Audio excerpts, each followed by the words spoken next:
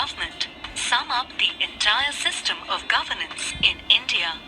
The legislature frames laws, the executive implements laws, and the judiciary, functioning independently, interprets laws. The Union Executive consists of the President, the Vice President, the Prime Minister, the Council of Ministers and Cabinet Ministers, and civil servants. The President of India is the head of state. The President holds the highest rank in the executive branch of the Indian government.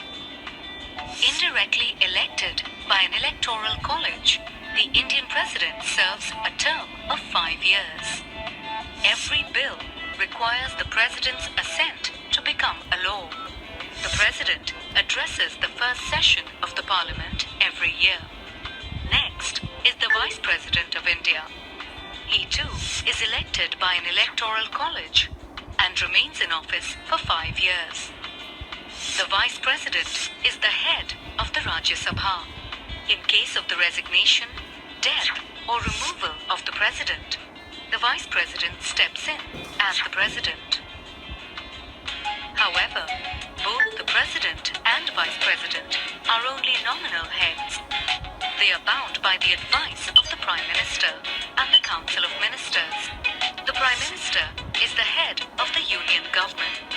After the Lok Sabha elections, the President appoints the leader of the majority party as the Prime Minister.